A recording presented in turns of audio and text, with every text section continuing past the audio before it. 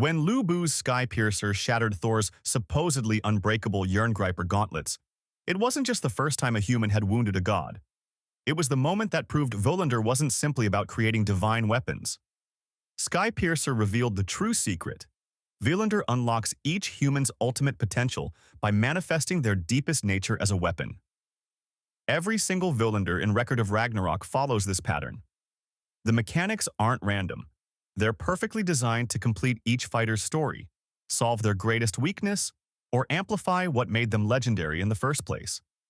We're going to break down all 12 confirmed Völundr weapons and reveal how each one represents the perfect fusion of human potential and divine enhancement. Let's start with the weapon that proved humanity could fight the gods. The first three, Völundr established the template that every weapon after would follow. Simple mechanics that unlock complex potential. These foundation weapons proved that the true power isn't in flashy abilities, but in perfect synergy between user and weapon.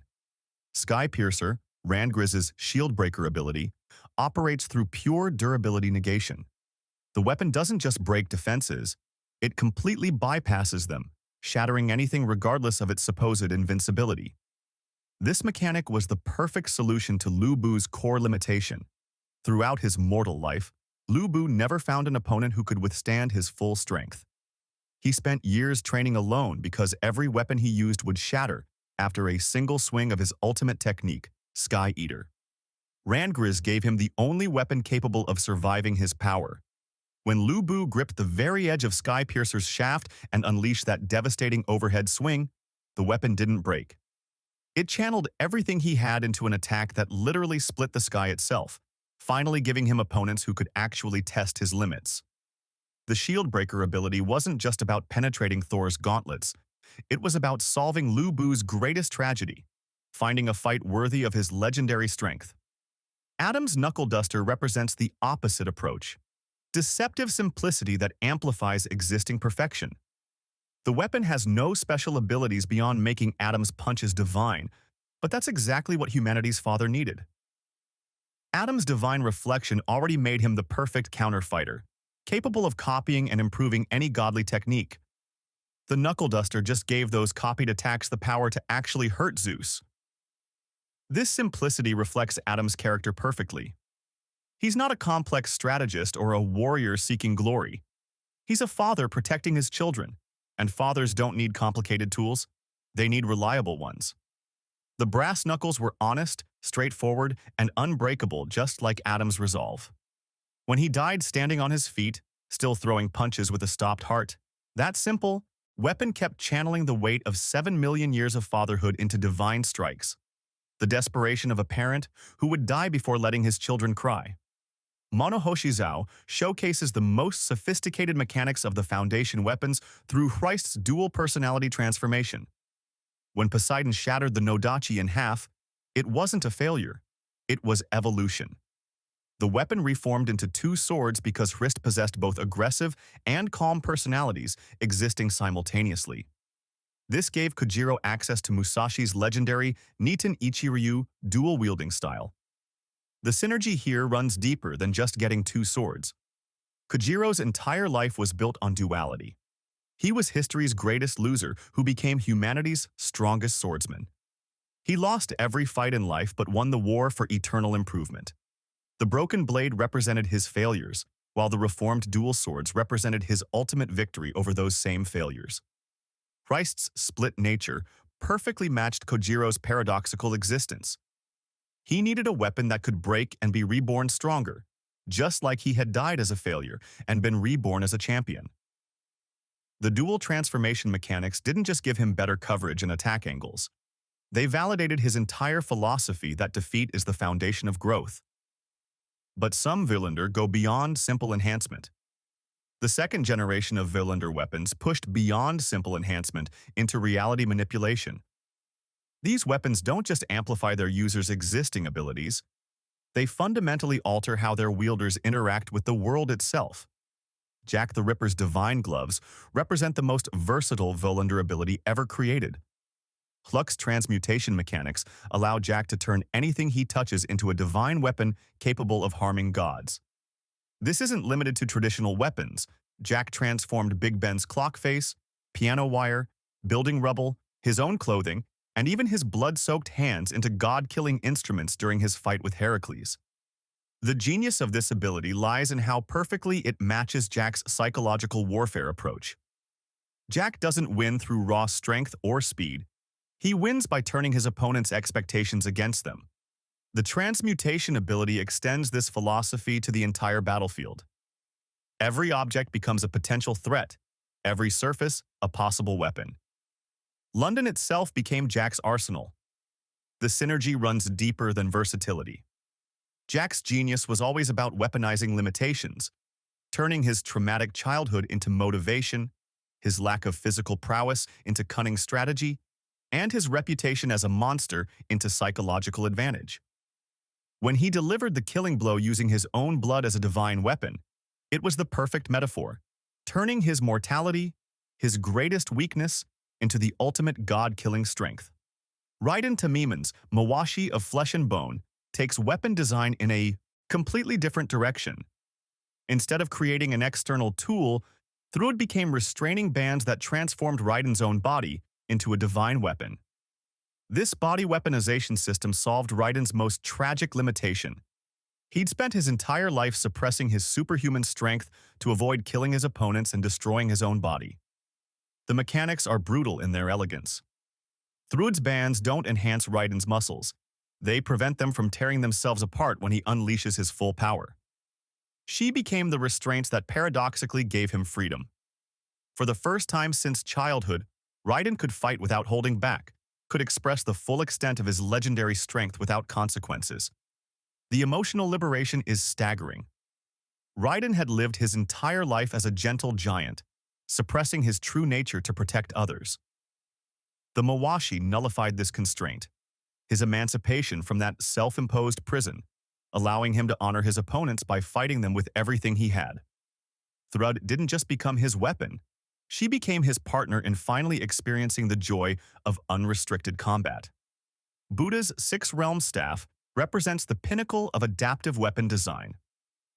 The emotion-based transformation system automatically shifts the weapon's form based on Buddha's mental state, drawing power from 6 different guardian Buddhas. The Lokapala blade extends his range with halberd precision. The Vajra sword provides golden imperishable wisdom. The Nirvana mace delivers crushing psychological pressure. The shield of Ahimsa offers perfect defense, and the Prita scythe fires energy blasts from its lion-headed mouth. This versatility perfectly matches Buddha's enlightened perspective. He doesn't approach combat with a single rigid strategy. He adapts to whatever the situation requires. The staff's transformations reflect his ability to find the appropriate response to any challenge, whether that's offense, defense, or something entirely unexpected. The synergy becomes profound when you realize the weapon embodies Buddha's core philosophy. Each transformation represents a different aspect of enlightenment, a different path to understanding. The weapon doesn't just change forms, it channels different states of consciousness, making Buddha's spiritual journey into literal combatability. These weapons prove that human genius, whether cunning or physical, can fundamentally alter the rules of the divine battlefield. They don't just enhance abilities, they rewrite the very nature of combat itself. The most powerful Völundr required breaking the rules entirely. The third generation of Völundr weapons broke every established rule about how divine weapons function. These evolution weapons don't just adapt to their users. They grow stronger during combat itself, transforming mid-fight to match their wielders' adaptive philosophies and revolutionary thinking. The Sword of Zero represents the most radical departure from traditional Völundr mechanics. This wasn't a human Valkyrie fusion at all. It was the first and only god-to-god Völundr in Ragnarok history. When Buddha performed the sacred ritual with Zerofuku, a god who had achieved enlightenment, they created what Brunhilde herself called the ultimate divine weapon. The mechanics here are unprecedented. The 7-branched sword features multiple sharp blades extending from the main branch with intricate Japanese writings etched into the metal. But its true power lies in its evolution capability. It can cut through virtually anything and grows stronger as Buddha's understanding deepens. When Buddha bisected Hajun in a single strike, It wasn't just raw power. It was enlightenment made manifest as cutting force. The synergy becomes clear when you understand Buddha's journey. He didn't start as a god. He was a human prince who achieved divinity through understanding. The Sword of Zero embodies this transformation, representing the fusion of human growth potential with divine power. Zero Fuku's contribution was crucial because he understood suffering intimately, having absorbed all of humanity's misery before finding peace. This weapon solved Buddha's unique challenge. Unlike other fighters who battled individual gods, Buddha faced Hajun, a being of pure chaos and destruction that even gods feared. He needed a weapon that could evolve beyond traditional divine limits, something that represented the ultimate fusion of human determination and godly power. Qin Shi Huang's almighty Spaulders showcase dual-form transformation mechanics that perfectly embody his martial arts philosophy. The weapon initially manifested as shoulder armor, providing incredible defensive strength while maximizing Qin's combat potential. But when Alviter gave him all her power, the Spaulders evolved into the Shi Huang Gujian sword, transforming from pure defense to balanced offense-defense capability. This evolution reflects Qin's core belief that true strength comes from adaptability. As China's first emperor, he unified warring states not through rigid tactics, but by adapting his approach to each situation. The almighty Spaulders operate on the same principle. They don't lock him into a single fighting style, but evolve to match whatever the battle requires. The mechanics are sophisticated in their simplicity. The armor form allows Qin to tank devastating attacks while studying his opponent's patterns. The sword form gives him the offensive capability to exploit the weaknesses he discovered during the defensive phase. This isn't just weapon transformation, it's strategic evolution made physical. The Spaulders reflect his core philosophy, building strength that can evolve to meet any challenge. Qin spent his life unifying warring states through adaptability, creating an empire that outlasted millennia. His weapon operates on the same principle, perpetual growth through tactical evolution. Tesla's Super Automaton Beta represents the most scientifically advanced Völundr ever created. Gauntlets became the materials for Tesla's theoretical armor, compiled from all his revolutionary designs and scientific theories. The energy conversion system transforms Gauntlets' life energy into ultra-high voltage electricity, which Tesla stores in his fists and releases instantaneously. The mechanics here bridge the gap between science and divine power. Tesla's armor doesn't just enhance his physical abilities, it makes his scientific theories into reality. Every electrical attack he unleashes represents decades of research and innovation given physical form. The armor converts theoretical knowledge into practical divine power. This creates perfect synergy with Tesla's character. He was a man ahead of his time, a visionary whose ideas were too advanced for his era. The Super Automaton Beta validates his entire life's work by proving that human scientific advancement can match divine power. When Tesla channels electricity through the armor, he's not just attacking. He's demonstrating that human innovation can transcend natural limits. The evolution theme connecting these weapons is profound. They don't just grow stronger. They reflect their users' core philosophy that adaptation and growth are humanity's greatest strengths. Buddha evolved from human to god. Qin evolved from warlord to emperor. Tesla evolved from inventor to visionary. The final generation of Völundr weapons pushed the very concept of divine enhancement to its breaking point. These limit breakers represent humanity's absolute refusal to accept any boundaries, creating weapons so extreme they border on the impossible. Each one embodies desperate measures for desperate times as humanity fought with everything they had left. Leonidas's Aspis Shield demonstrates adaptive transformation mechanics that make tactical flexibility into a lethal art form. Kojiro weapon can shift between multiple configurations depending on combat requirements. The shield form provides a traditional metallic aspis that can be slammed into opponents or extended in reach for devastating defensive strikes. But the weapon's true innovation lies in its bladed ranged form, where it transforms into a chain-linked projectile weapon that Leonidas can control mid-flight. This adaptability perfectly matches Leonidas's legendary tactical genius.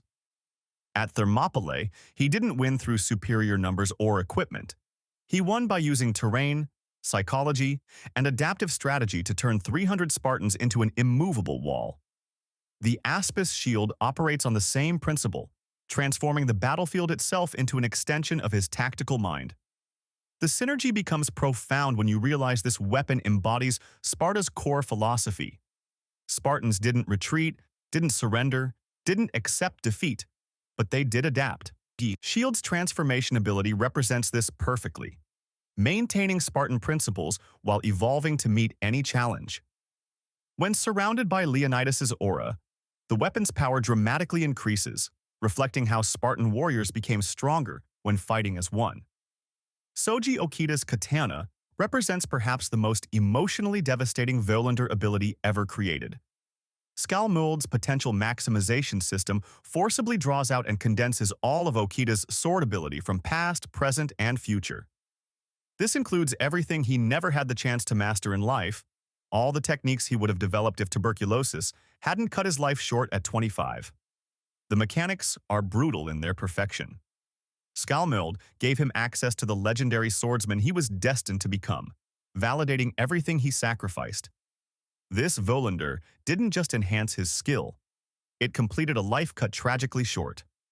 When Okida destroyed Susanoo-Oh's legendary divine weapon, it wasn't just superior technique, it was the culmination of a lifetime that never was, compressed into divine perfection. The synergy here is heartbreaking. Okida spent his final years coughing up blood, watching his body betray his incredible talent. He died, knowing he could have achieved so much more if given time. Skallmold gave him that time by condensing his entire potential into a single perfect moment. This is why Okida's Völundr is so devastating emotionally. It's not just about power. It's about dreams fulfilled, potential realized, a life completed in the span of a single fight. Simo Heiha's M2830 rifle pushes Völundr mechanics into genuinely disturbing territory. Radgreeter's organ-to-ammunition conversion system solves the fundamental problem of ranged combat against gods. Regular bullets can't harm divine beings, but Völundr-enhanced projectiles can. Simo's solution is as gruesome as it is effective. He converts parts of his own divine-enhanced organs into bullets. The mechanics are nightmarish but logical. Since Simo's body has become divine through Völundr, pieces of his organs carry that divine quality. Each bullet he fires is literally a part of himself, morphed to suit various combat situations. This ensures every shot can kill a god while providing tactical flexibility through bullet modification. The synergy reflects Simo's legendary dedication to his craft. Historically, he was willing to endure anything, sub-zero temperatures, impossible odds, months of isolation, to protect his homeland. The organ conversion ability embodies this same philosophy. He'll sacrifice pieces of himself, literally, to ensure victory. Every shot fired costs him something personal, making each bullet a calculated investment in humanity's survival. Sakata Kintoki's battle axe remains shrouded in mystery, but current theories suggest an ability called Era of the Axe, related to his legendary superhuman strength. Some speculate Kintoki might not need a traditional Valkyrie since he may already possess divine heritage, making his axe naturally divine rather than Völundr-enhanced. These limit breakers represent escalation taken to its logical extreme. Later, Völundr became more desperate, more willing to push boundaries that earlier weapons respected. They showcase humanity's refusal to accept any limits, even when those limits are biological, temporal, or psychological. So what does this tell us about the true power of Völundr? So what common thread binds the shield breaker, the Mawashi, and the automaton? It's the concept of psychological completion. Every successful Völundr addresses the user's greatest weakness or transforms their defining tragedy into ultimate strength. Lu Bu's Sky Piercer gave him a weapon that wouldn't shatter under his power. Adam's Knuckleduster provided the honest reliability his protective nature required. Kojiro's Monohoshizao transformed his history of defeat into dual-wielding victory. This pattern holds across every generation. Jack's Divine Gloves turned his psychological warfare genius into environmental control. Raiden's Mawashi liberated him from a lifetime of suppressed strength. Buddha's 6 realms. Staff channeled his enlightened adaptability into combat versatility. Each weapon solved a fundamental problem that had defined the user's entire existence. The pattern analysis reveals why certain pairings work better than others. The most powerful Völundr occur when the Valkyrie's nature perfectly complements the human's psychological need. Hrist's dual personalities matched Kojiro's paradoxical existence. Pluck's versatility suited Jack's opportunistic mind. Thrud's restraining nature gave Raiden the freedom he'd never experienced. Failed potential becomes obvious when you consider mismatched pairings. Imagine if Adam had received Jack's transmutation gloves instead of simple knuckles. The complexity would have conflicted with his straightforward protective instincts. Or if Lu Bu had gotten Raiden's restraining bands, they would have limited rather than liberated his overwhelming strength. The weapons work because they're perfectly tailored to their users' souls. The emotional component is crucial to weapon effectiveness. The human-Valkyrie bond isn't just tactical cooperation, it's spiritual fusion. When Regan Life kept Adam's body moving after his heart stopped, it wasn't just her power but their shared determination to protect humanity's children. When Randgriz shattered alongside Sky Piercer, she experienced Lu Bu's joy at finally finding an equal opponent. This emotional synchronization explains why some weapons evolve mid-fight while others remain static. The almighty Spaulders transformed because Chin and Alvitur shared the philosophy of adaptive growth. The 6 realms staff changed forms because Buddha's enlightened perspective naturally flowed through different states of consciousness. Evolution occurs when both souls are aligned in their approach to growth and change. The final insight is profound. Völundr represents humanity's ability to grow beyond their limitations through partnership. Gods are born perfect and remain static. Humans are born flawed, but possess infinite potential for improvement. The weapons embody this difference. They're not just tools, but manifestations of human determination to transcend natural boundaries through cooperation and mutual understanding. This is what separates humanity from the gods. The ultimate lesson of Völundr is simple. The gods are born perfect and stagnate. Humans are born flawed, and that flaw is the foundation of infinite growth. Every weapon we've analyzed proves this truth. From Skypiercer's durability negation to the automaton's energy conversion, each ability transforms human limitation into divine strength. Subscribe for more Record of Ragnarok breakdowns.